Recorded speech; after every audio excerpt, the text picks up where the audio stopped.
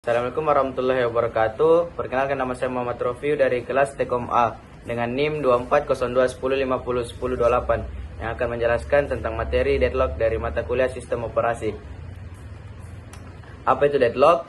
Deadlock adalah situasi di mana dua atau lebih proses saling menunggu sumber daya yang tidak bisa mereka dapatkan karena sedang digunakan oleh proses lain. Akibatnya, proses berhenti dan tidak bisa melanjutkan. Contoh sederhananya, bayangkan ada dua orang yang saling berpapasan di dalam lorong sempit. Orang A ingin lewat ke kanan dan orang B ingin lewat ke kiri, tapi lorongnya hanya cukup untuk satu orang. Orang A menunggu orang B untuk jalan dulu, sementara orang B menunggu orang A untuk jalan dulu. Hasilnya keduanya terjebak saling menunggu. Itulah contoh dari deadlock. Syarat terjadinya deadlock atau Kaufman condition yang pertama adalah mutual exclusion atau eksklusi saling, yaitu sumber daya hanya bisa digunakan oleh satu proses dalam satu waktu.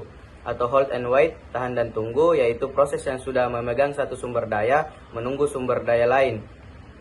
Kemudian no preemption atau tidak ada perebutan, di mana sumber daya tidak bisa diambil paksa dari proses yang memegangnya. Dan circular wait atau tunggu melingkar, yang terjadi rantai proses, di mana setiap proses menunggu sumber daya yang dipegang oleh proses lain. Penanganan deadlock.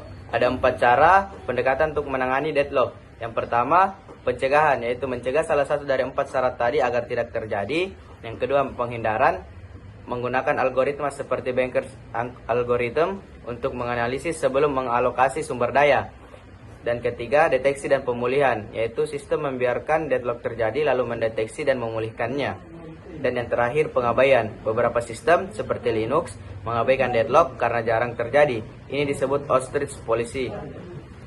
Kesimpulan, deadlock adalah kondisi dalam sistem komputer di mana dua atau lebih proses saling menunggu resource yang sedang dipakai proses lain, sehingga tidak ada proses yang bisa lanjut.